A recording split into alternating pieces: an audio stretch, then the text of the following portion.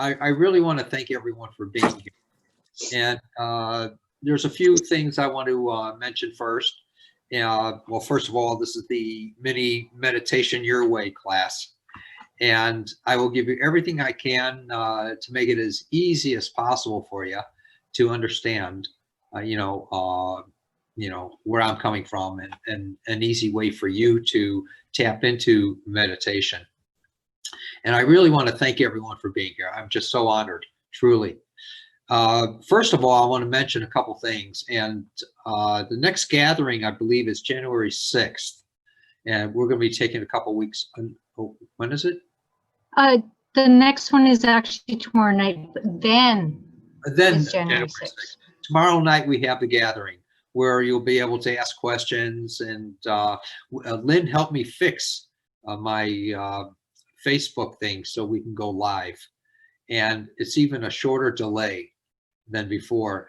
She's amazing. She's my help, and she's in Canada, and she does her laundry by the well outside, about a block down, or. Oh no, it's just right outside the house. Oh, okay. But the water's frozen right now because it's only 7 degrees here. So she can't take a shower or anything else, and so have to thaw the water. Had to thaw the water first, under the kettle. And I've seen this on television. I know these things. All right. By the wood stove. Yeah, everyone in Canada goes to that. So tomorrow night is the gathering. And Lynn is the hub of my operation, literally. She keeps everything together. And she arranges things. She even puts words to things, which I love, thank God. And she will be updating the website within the next day or two, I think. And in the meantime, there will be some things on the website now that you can check out. We do have a blog, and Lynn set that up for me. Thank God. And let's see. So the January 6th is the next gathering after tomorrow. Tomorrow will be the last one until January 6th. And of course, there's no charge for that. And there's no charge for these mini classes that I work with. And the next healing circle, I believe, is January 12th. Is that correct? So we are going to be taking that break in between. And maybe I'll go prospecting, which would be really cool. Don't know where I'm going to go prospecting yet. It'll be for a couple days. And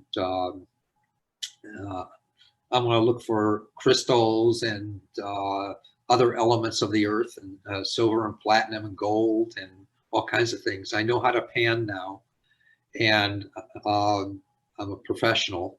So I joined an organization, and it's a great hobby where you get to work your tail off, literally. And the last time I went, I broke a rib and I injured my knee. So slipping in the water and while doing sluicing or whatever they call it. And so it's a lot of fun. It's a lot of digging with a pickaxe and all kinds of stuff. And my other hobby is learning how to paint with watercolors. I've done 3 pictures that I don't even know what they're showing in them, but that's a start. And I got someone who's helping me online with that when I do get back with them. So let's see. Also on January, it's January 18th at 12 noon. There's a Art of Healing. It's a full course. Please do take advantage of this. And hey, Mike Samp, how are you, my dear friend? Thanks for being here. If you're on yet, there you are. There you are. And so all these things will be listed on the website. It's a full course. It's a paid-for course. The courses are the only thing that I charge for. All the mini classes, the healing circles, and the gatherings are just offered for free. And so the full course will be Monday to Thursday, 4 days for an hour and a half a day, and it's awesome. even if I were to give the same course again, it'd be totally different, except for, you know, a few basics. So please do take advantage of these. Anyone who wants to know how to work with healing, gladly take advantage of it. They are a little esoteric at times, but it goes very casually with the group. You get to have exercises, you get to have information, a lecture, questions, anything. It's all open. It's according to the mind of the group that I do all these things. And let's see. So don't miss out on the Art of Healing workshop coming up on the 18th of January. Replays are always available for everything. Even on the main courses, the workshops will be available, but on a private channel for those who signed up for it. And you can also go and to any of the past workshops and for the major workshops, and you can sign up for those as well. Is that correct, Lynn? And see those. Yeah. All right, good. Let's see. So don't miss out on that, please. It's going to be a dynamic course on the Art of Healing. Lynn is here. She'll be moderating as far as, you know, putting information up or whatever, and also showing you the link for the website and stuff. She's really good at that. If you need financial help for any of the workshops, please, you know, just feel free to ask Lynn at admin@markehrlichs.com. Did I get it right? Yeah, admin@markehrlichs.com. And she has the full authority to, you know, extend the, you know, the information to you as far as, you know, what a really good discount would be if you need help on that. And it's the same thing with appointments. If you need help, you know, let me know.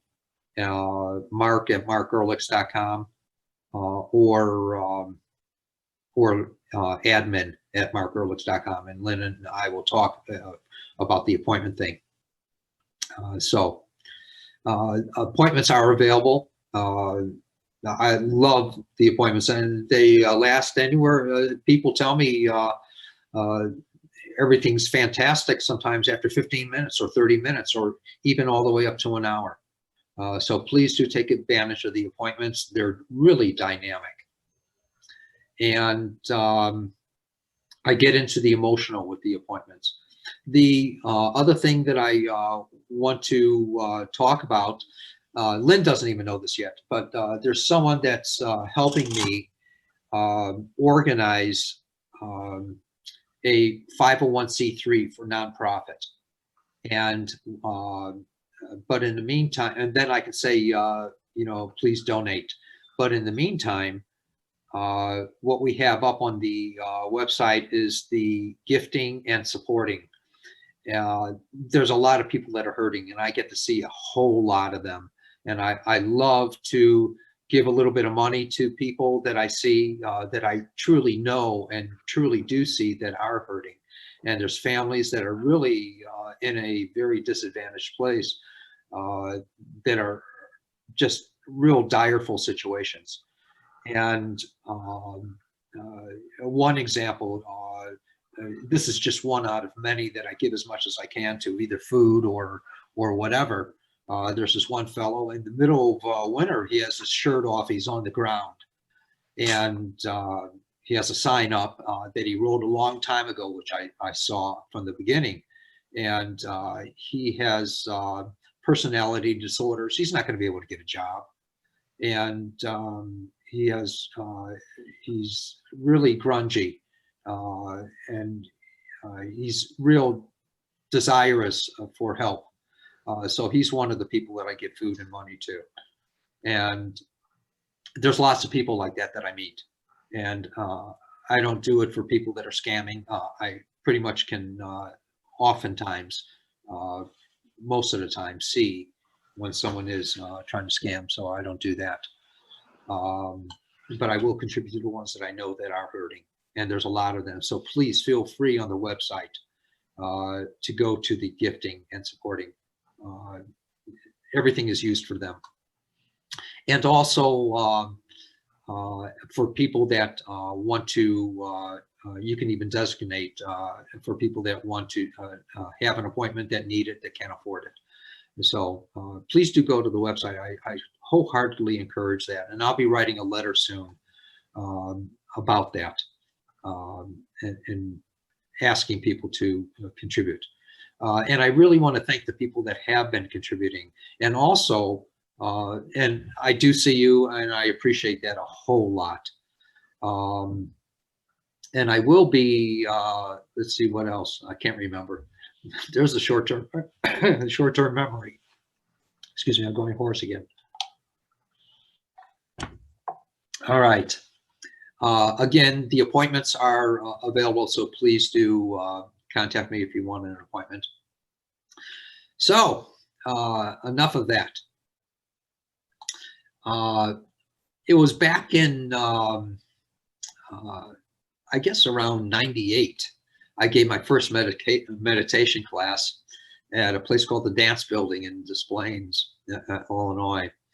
And I guess there were maybe about 40 or 50 curious people in wanting to know, you know, what meditation was and how to do it and stuff. And I mean, after all, here I was in this holy order and had all this influence all around me, and people that were accepting of it, and the atmosphere that I lived in, it was totally conducive for it. And I was taught for the first, say, 3 months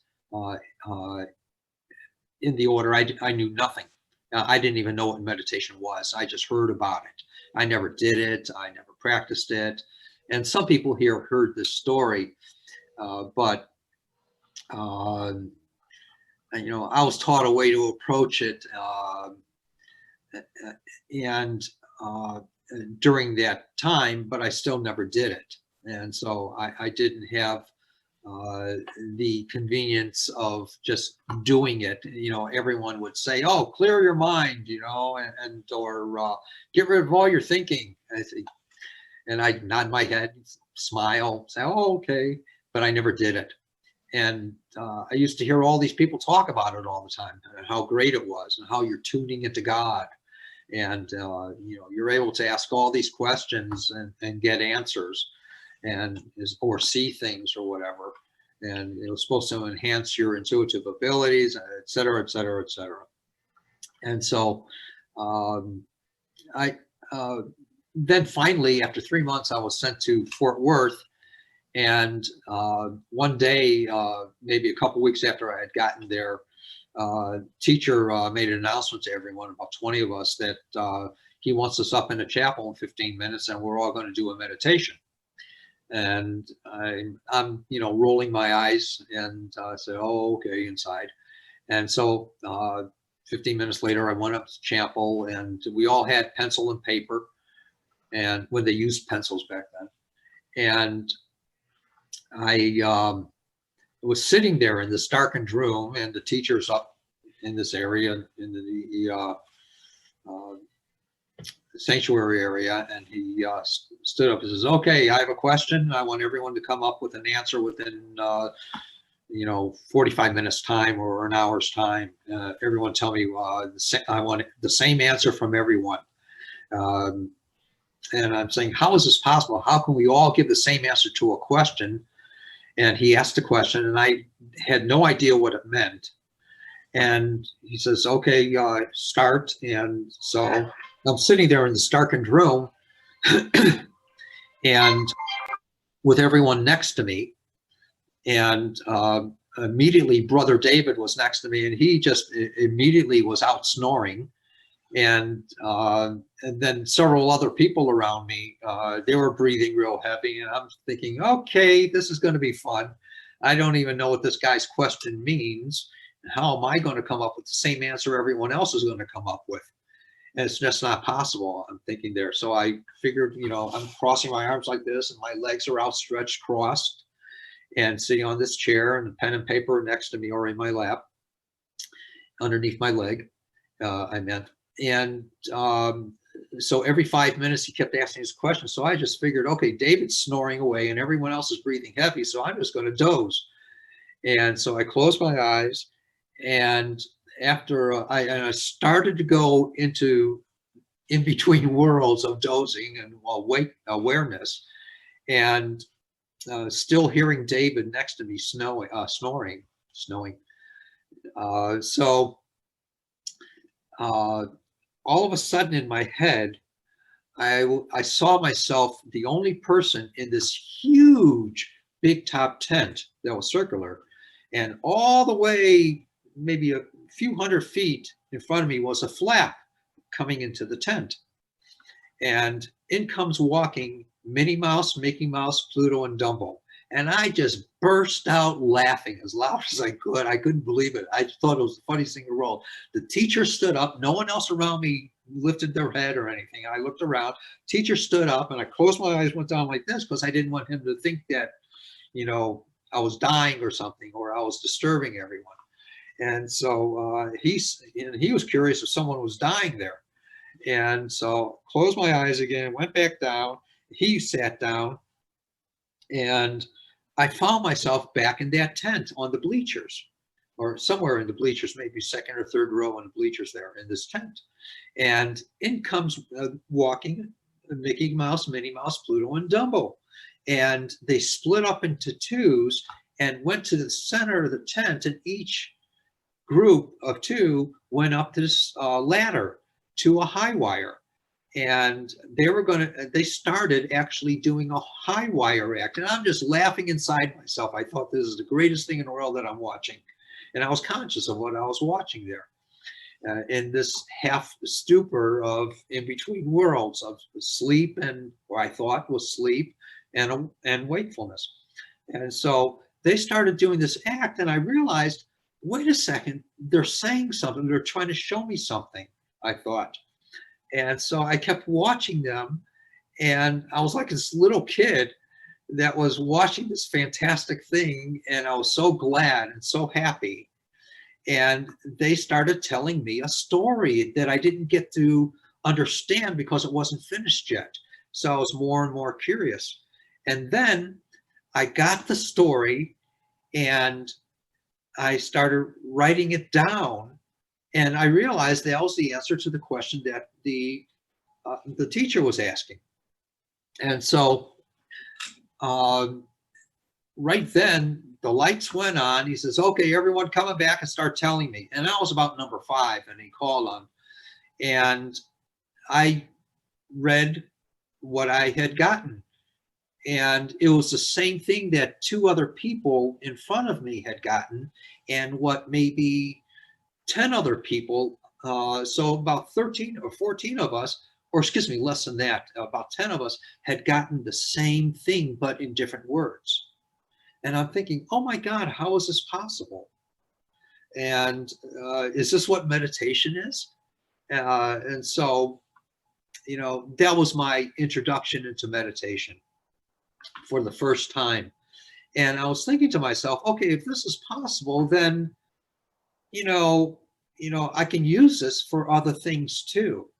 And I started realizing some of the things that I could possibly use it for, of information that pertained to me or about other people that was my business, and or situations that were happening in the world maybe, or whatever, or finding out things that haven't happened yet. And I realized that, you know, this is a great tool. So I started practicing with it, you know, all the time. But, you know, my point is, you know, we always hear from other people, empty your mind and or clear your mind. And I'm always saying, give me a break, or yeah, sure. Real easy for someone to say, but I'm yet to meet people that can clear their mind or whatever, or get rid of your thinking. You can't get rid of the thinking. It's not possible to empty your mind. We're always having neural firings that are happening, always having the neural activities that are happening in the brain. And, I've heard everything from 8 to 10 million or more that are happening per hour. And that's a lot of activity. So you can't empty that stuff. You can't stop the neural firing. But, humankind has this electromagnetic energy running through us and within us that carries information in a constant flow, always, nonstop. And that's creative, that's activity. So, then we get into the question, well, how can we clear our mind? We have this innate ability to focus and control. We can clear the mind, and that influences the brain. And we can, but it takes practice, it takes focus, it takes a willingness, it takes an excitement to be able to want to do these things. And we can even extend our thought process. I know of people that can extend it for up to 8 to 10 minutes, a single thought. But it takes some practice. And that's all it is. That's what differentiates those people from us, is the practice. And no different than working with healing. I'm supposedly better than most people in the world because I practice more, that's all. Because I was shown something, but I had to learn how to develop it. And we're all no different. We all have this ability to be able to focus. So it's just, take a few seconds and it's a prayer for your mind in conjunction with your heart to form your intent of what pours into you from you. And so you're setting up a pattern for your prayer to express, and that's what enables the ability to focus to happen or go into a meditation. And I never really told anyone how I was coming up with my understandings and experiences and stuff like that, and how I was ever taught to never let anyone know, because the order always says they didn't want you to proselytize. It didn't want you to show your gifts. It didn't want you to do these things publicly. And it didn't even want you to tell other people in the order, about what you could do and stuff like that. So I was always brought up in my beginnings of upbringing in spirituality to never tell anyone anything. And so back then, many years ago, I had to realize, I guess it was for the purpose of self-disciplines, because once we say something, it's like, as the old cliche goes, casting pearls before swine, people are going to trample on it. And so I always had that in my mind. So I only told partial things. Now, we live in a different world. We want to be able to share with people, and we're sharing from the heart, and we're sharing us all that we can, most of what we can. And I think that's important, because we're coming into a time of evolution that we're expressing from the heart. And so why hide things? It's a different time, it's a different world. We're more evolved than we were back then, or at any time in our histories. So, but we have those experiences from that back then to learn the disciplines, and they can be shared so easily. It's a part of our lives. And I realized since then, I've begun to realize that everyone is different and everyone is unique. And we all have the availability to these things in different ways, and no one's the same way as anyone else. No one has the same experiences or dynamics or understandings as anyone else. We can compare ourselves to other people, but you're still going to accomplish things in your way. And that's what's important. And now, after all these years, I've come up to the understanding, basically, that your meditation is doing it your way, using your word, And for this event, your word is developing your knowing and your trusting in yourself, the true self inside that wants to share with us and to get to this place that we're looking for. And so then as we go into this world of meditation, we're finding that we're looking for a peace within ourselves. And we can, in this peace, we can perceive answers and information.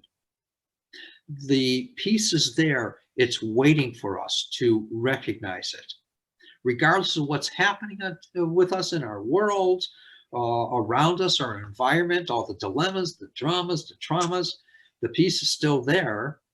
But all these other things are just distractions so that we don't look for that peace.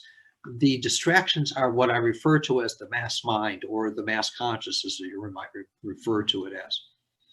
And meditation to me is about communing in the world of a living consciousness.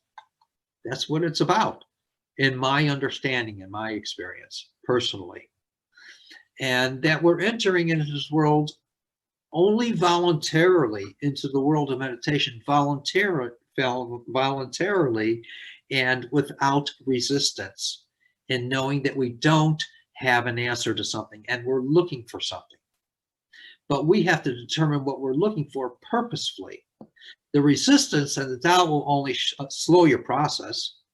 That's what it does. It's to sabotage you. And until the day that we meet it again and try to work out the resistance, we have the ability to inhibit the resistance and tell it to wait over there. I recognize you. I see you. I feel you inside of me. Personally, I always thought that meditation was exciting and an adventure. And that's the secret that I've worked with for me, and also helping others over the many years to that they can relate to this and try it, to find the excitement and anticipation of wanting to participate in it. That's the secret. It's an adventure. It's an excitement that's waiting for us. It's just like we know that we're going to a carnival or something, or we're going to a circus, and say, oh my God, this is going to be so much fun. And it's going in with that understanding. And this is where we can go to the heart of things, of, even when we're experiencing deprivation or being depriving ourselves of the physical or emotional and mental pain and anguish that we've met in life. We can see those things in that they're not our deprivations of life, that, oh my God, I'm facing this finally. And we can approach meditation in a similar way, and that these things really don't matter, and they don't matter here. There's no place for mental gyrations here, nor is there any concern for me or for them here. They really don't matter here. And we can designate where here is for right now in this moment, at any given moment of our life. That enables us to kind of step out of ourselves, to approach ourselves and observe, because that's what we're doing in meditation as well. We're observing. We're not controlling. And we have to keep that in mind. Of course, there'll be times that we choose chaos. There's no one exempt from that. And it comes back to creep in through the highways and the byways and the thoroughfares and the alleys of our thinkings, of our minds. Not our minds necessarily, but our thinkings. But we are the ones that have to catch its sneakiness and remind ourselves of it. We have that ability. And unceasingly, this is our task, is to catch those times that we're experiencing that, no matter what kind of chaos is happening in your life. No matter what, no matter what's happening in front of you or around you or to you. And it's a burden that becomes lighter, we find, and every time in its consciousness, we have the ability to see it. And once we see it, that's breaking its back for that moment. We don't want to deny it, because then that's the resistance. We don't want to deny it. Not at all. So please do keep that in mind. Anything that we deny is resistance. All right. In order to develop your meditative state, we must first, find out our conscious awareness. And we can find it by realizing that it's hiding. The conscious awareness is hiding. Or should I say, it's hiding from us, or we're hiding from it. We're hiding from it. It's, in a sense, hiding, but it's not. We're hiding from it. Please keep that in mind. We're hiding from it. And impersonally, we have the availability to watch what is really being asked and said by our thinking. Think of yourself inside. And I'm not talking about a numinous thing of being self. I'm talking about there's a divinity within you. There's a godliness within you that's very aware. And if we can think of it as a mind, a consciousness that's wanting to share, but we've put it aside all of our life because we haven't been taught about it. And we have the ability to stop ourselves and just to imagine, to image in action that there's this living source within us. And it's light, it has information, it's conscious, more conscious than we are, and we have an opportunity to imagine it. Just to imagine what it might look like, what it might feel like, what it might want to share with us. But it's not sharing yet because we don't necessarily know what to ask it or what to how to approach it. And so what it wants us to do is to surrender. But we have to step out in what people call faith and say, okay, you're there. So I want to come to you. I want to step out in this imaginary world.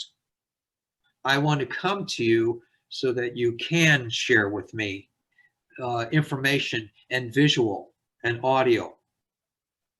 I want to approach you, but we have to imagine it like it's not fantasy, but imaginary.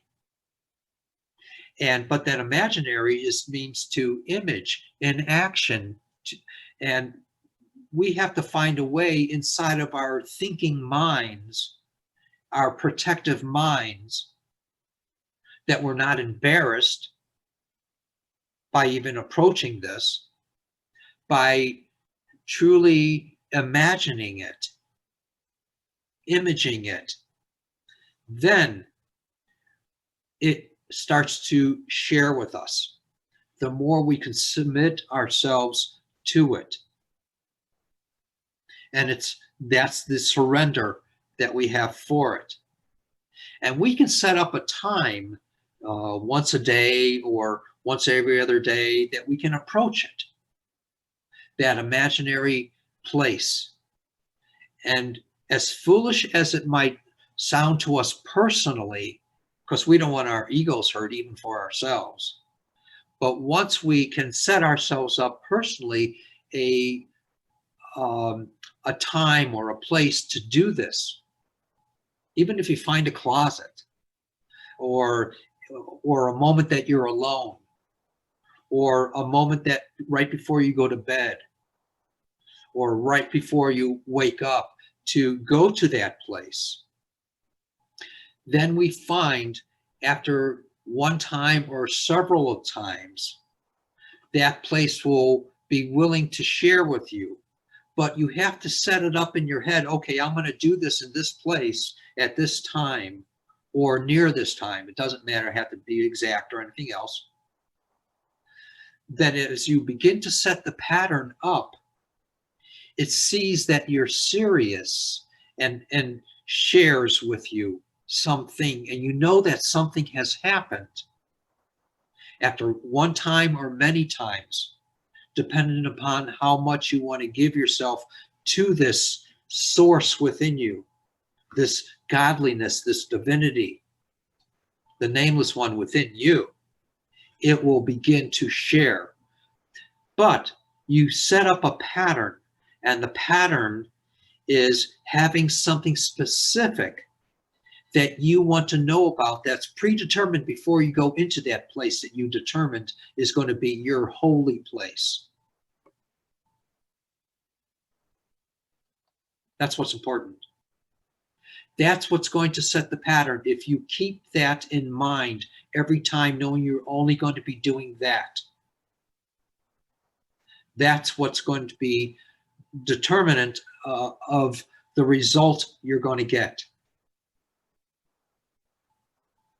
That's how to set a pattern, so-called spiritually, one way. That's surrendering to it. Then you'll find yourself in love with it, enjoying its presence that you're experiencing, however you personally experience it. You might even feel a gentle warmth as your indicator, or a flow throughout your body. You might even see through your imagination a dynamic happening, or hear the voice from within you. But don't focus on those sensations. Those are traps. Don't accept that. Those are traps from deterring you from continuing what your intent of going in there was. Don't go for the sensations. They're traps of the heats or coolness through you, or feeling something happening within you, or seeing a specific visual. Don't accept that. It's a trap.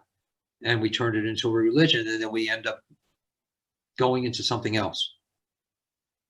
That wasn't your intent. Your intent is to have something that you want to know about. Test it. Try it out. Something you want to understand, or an elaboration on something. That's what we want. That's what we're going after. And there's going to be all other kinds of understandings coming to you, but you don't want to go there. You want to stay on topic. The greater you can stay on topic, the greater the information will come to you. It'll come forth from you, from within you, from yourself. That's what you're going after. And staying on topic. And then, once you get some information of what you wanted to know about, whatever genre you're considering, it doesn't matter. Then challenge it. Say, show me more, or tell me more. And whatever you got, whatever information you got, audio, visual, both, from your knowing, from yourself, which has the knowing, whatever you got, it will break it down and make it simpler and more understandable and more information. It will share more with you. You can always challenge it as many times as you want, for as long as you want to stay in that place, for those moments or minutes. That will enhance automatically your ability to go to that place, your ability to focus, the more often you do that to try it out. Start out with 5 minutes. If it doesn't work, nothing, you don't get anything, drop it. Go about your day. Then say, I'll do this later. Don't get hung up that you can't do it. That's a mass mind sabotage. Don't trust that. Don't believe that thought. It's something that wants to deter you. It's the world, the mind of the world that wasn't brought up in this stuff that's telling you those things. What you want to do in your way is to go to that special place you designate. Either sit up or whatever. Go into your lotus position if you can. I can't. My legs don't go that way. I like, like this with my legs stretched out, crossed. Some people say, oh, you only can meditate like this, home. If you don't use any other noises or sounds, they're not going to distract you, or you're not going to do it someone else's way if you don't use them. You're going to do it your way. You'll see there's a greater freedom in it, whatever your way is. And that's all that matters. Unbeknownst to you, you'll be taken into this process without even trying. You'll see the simplicity of it, that, oh my God, how come I wasn't able to do this before? Or how come I didn't think of this?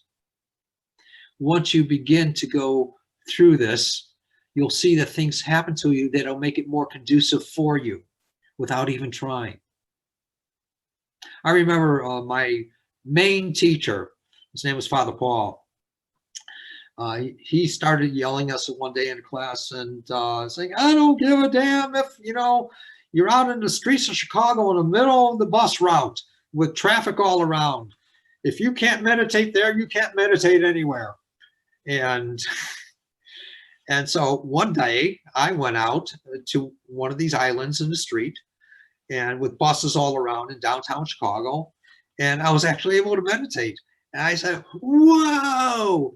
But then I stopped, I feel accomplished, But then after I realized I felt accomplished, then I started deteriorating that accomplishment over the next several years. And it was like taken away because, oh, I'm in control now. If I feel that accomplishment, I'm in control. That blew it all.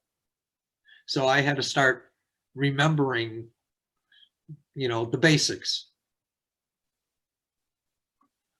No different than anyone else. So, but there's an awareness in this that comes to you. It's not your thinking mind that's coming up with the awareness. Because once we start thinking about it, we're in control and we're taking the awareness away. We're washing it away. The idea is to let it come upon you. That's why it's not important to get into the sensations of meditation. They don't matter. Because then we're wanting more sensation for our proof. Because we want to control. That's what the world does. That's what the mind does. We want to go to a greater mind that wants to share with us the information through our knowing of pictures and audio will come to us. And it comes from within us. And we don't know what it is that makes us conducive for it. It's when we start thinking that we're sabotaging ourselves. So that's what it means to get rid of your thinking, is to be wondering, to be in wonderment. And let our minds wander to that. Inside, we have a specific question or a statement we want an elaboration on, and we can say, okay, show me, share with me, because you don't know the answer. And the more deeper you go within yourself, the more availability it will begin to. And again, it might take one time, it might take 10 times, it may take 20 times, but you'll find yourself, oh my God, I'm getting understandings or information. Or I'm seeing a future event, whatever. Whatever your mind is focused on, keep that, pre-write the question that you want to be elaborated on or an answer to. Pre-write it, keep it simple, a simple one-liner that you would like to know about without changing it while you're sitting there. Help me to know this, help me to understand this. And if it pertains to you, you got it. It will share with you. It will come forth to you. Not what you're thinking, it'll come forth to you. That's what we're going after. That's where you find the peace. Everyone says, oh, clear your mind. Show me someone who can. Then I know that they can truly meditate if they're so clear. And it doesn't have a lot of dilemmas and dramas and traumas all around them after they're meditating. Let it come to you. Go to that specific place where you live. I don't care if it's in a closet. It doesn't matter. It doesn't matter. Do it with your heart and soul. Feel the love of that source within you, that divinity within you. It just wants to share. That's all it wants. Consciously talk to it at times and say, hey, look, I know you're there, and begin to set it up. I know you're there. I know you're inside of me. Don't name a specific place. Oh, I know that you're in my head, or I know you're in my arm or my heart or whatever. It's inside of you. It's all of you. You can talk to it. You don't have to talk out loud in front of a lot of other people. They'll think you're nuts, or they'll stay away from you or something. Realize that source is a close friend. It'll make it more conducive. Let it know you with all your heart, with all your soul, with all your intent, that you want to communicate with it. That'll make it more conducive. It'll know that you'll accept what it's sharing. Just by becoming aware of it, you'll pick up more. You'll realize more. You'll know more as it, in its way, talks to you. This is what we're after. This is what awareness is. This is what we're for, is to recognize ourselves. You're clothing yourself in it. Imagine that. That's awareness. That's consciousness. Meditation, and all it takes is practice. Just practice, practice, practice. That's all it takes. Nothing more. Then we see, oh my God, I've always been able to do this.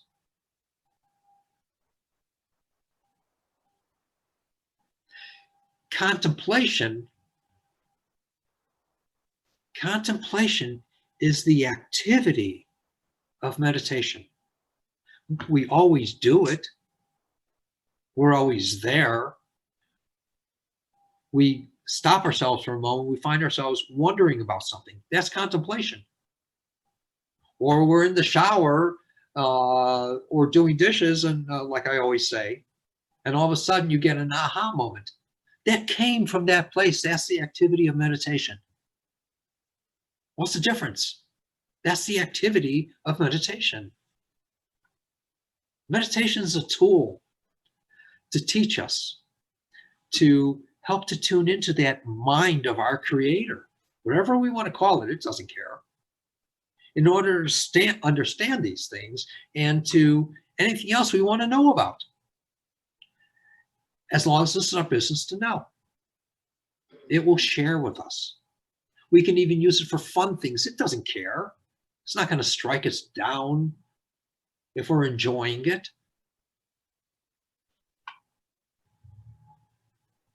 So, oh my God, let's do a really quick meditation. And but first realize, and there is a possibility in this too, that I believe in God, that there's angelics. And I also believe that the angelics will intervene in helping us, even without our knowing. And we don't have to know it, but we might meet them someday in the meditations. Many people do, or many people can, I should say, even without your knowing. But the angelics, for this purpose, help to build a bridge between you and the mind of the Creator. They help to build the bridge between you and the mind of the Creator. They help to establish the communication. Angels are the bridge for our communion as we communicate. They're a bridge. They're for us. That's what they're here for. We have the charge of them. They don't have charge of us, but they help us according to our needs. So, that being a possibility, just for 2 minutes, please, everyone, just close your eyes. Just close your eyes. And just let out a couple breaths from your belly. All that density coming up from the belly. Let it out. In a real slow motion, breathe. I don't care if you're breathing through your nose or your mouth or whatever. Just breathe. Let that air come out. Let it come out. And try to imagine imaging in action. Out of everything that we said or anything that you might remember of what's been talked about already, just realize that the angelics are there to intervene, knowingly or unknowingly.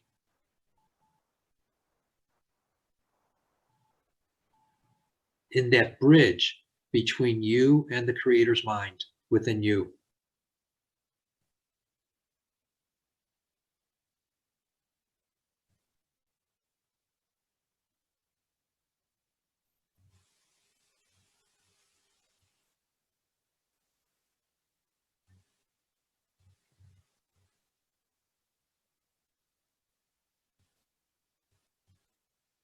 That the angelics are there to intervene without your knowing, to help create that bridge between you and the Creator's mind.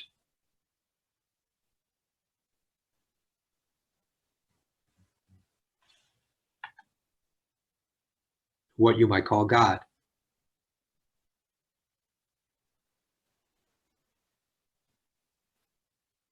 The angels are there for that bridge. As you communicate, they help to enhance that bridge for your communication in that mind.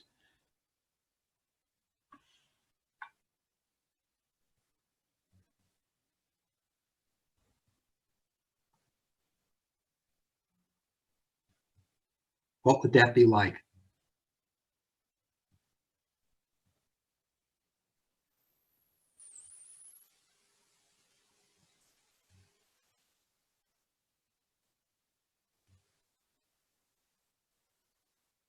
Okay, everyone, please open up your eyes and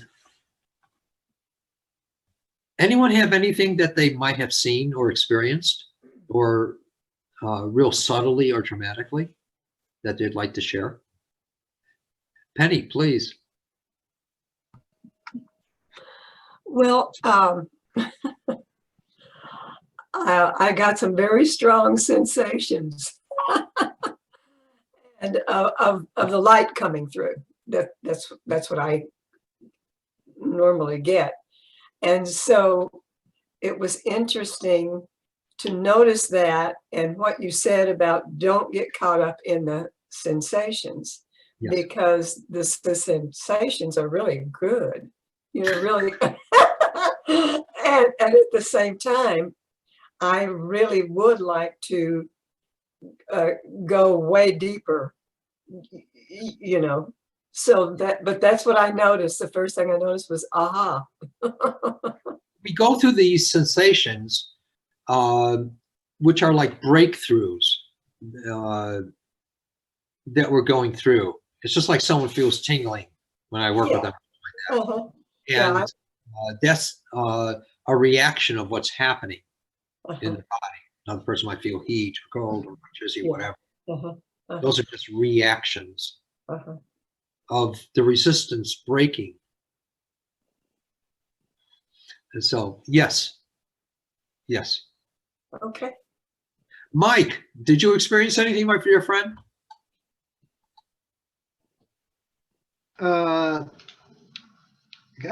Feeling of peacefulness, calmness. Awesome. Yeah, it wasn't distracted by thinking. Wonderful, Mike. But I think I'm close to getting to a point in my life where this will open up. I'm just not quite there yet. I heard something that I was reminded of when you were talking, and it was, I was reminded of several things, but the one thing, and I might have mentioned this, treat your thoughts like your children. Appreciate them, acknowledge them, but don't let them run the house. Wonderful. Okay. Wonderful. Thank you. Wonderful. Sharonda, please.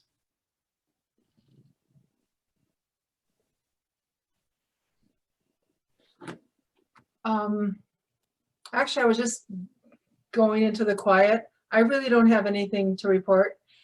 Okay. But I want to say, you talk about not getting distracted with the sensations. I know when I first would be sitting, I must have had my eyes open because I was watching this. I'm looking at this ficus tree in the house, and I don't know what the words, the vision was getting blurred or something. And I enjoyed that so much, but I knew I didn't need to stay there. That wasn't the thing to do. But right. That was such a fascinating experience. It was so doggone fun. So I could relate to what you're saying. Awesome. Yeah. Awesome. Yeah. Then we turn those things into religions and we're off track. Yeah. Thou shalt have no gods before me. Hey, right on. All right. Real briefly, I want to thank everyone very much. And please do take advantage of the Art of Healing workshop coming up. And that's January 18th to the 21st. It'll be pretty dynamic and a lot of experiential work in it, and very casual, where I'll be talking with people, asking questions. There'll be people will have experiences of understandings and stuff like that, and just enjoy it. It's a full workshop for 4 days for the hour and a half a day. And sometimes I take a couple-minute break so people can use the bathroom in the middle of it. But oftentimes I forget, and I apologize for that. And so appointments are available. Take advantage of them. We're going over time a little bit, but I wanted to ask real briefly, are there any questions that I can try to answer about this? Please, anyone. Sue, do you have any question? I do, because my mind went out to a little old lady that was an angel and just, she was helping something. So, and that was all in, that was, I mean, I didn't see any light or anything. That was more, I don't know, was that right or wrong or part of it? Or? Neither. What you can do though is as soon as you see something and perceive some information, whatever it is, challenge it and say, show me more. Show me or more, tell me okay, more. And the reality of it will show. okay. And, or, just go to that place. And it's a very pleasant place to show me more or tell me more. Okay, And if you feel it's taking you off course, drop it and go back. You have the free will to go back to your topic.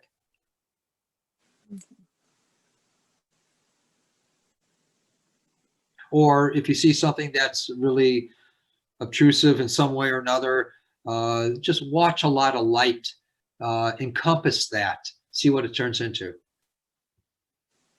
Clean, clear, effervescent light.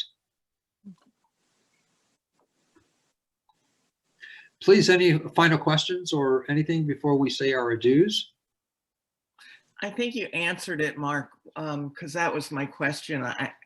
I went to this place of kind of nothingness, and then I really had a sense of an image.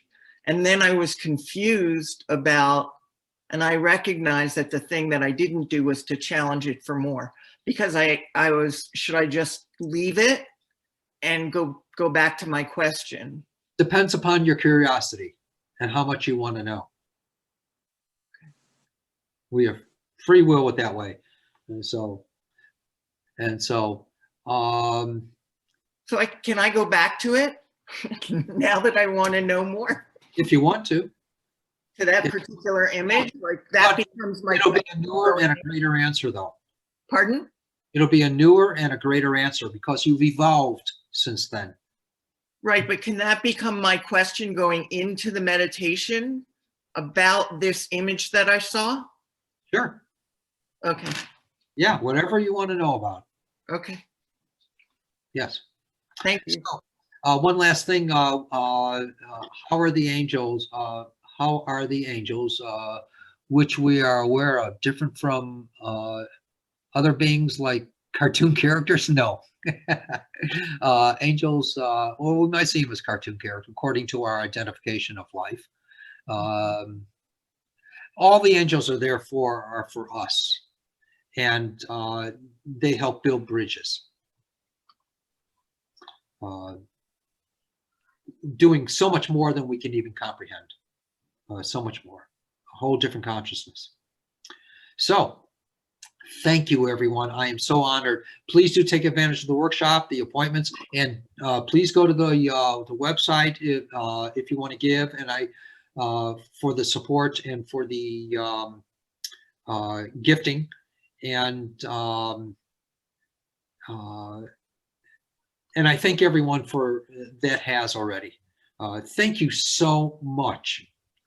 And I'm honored.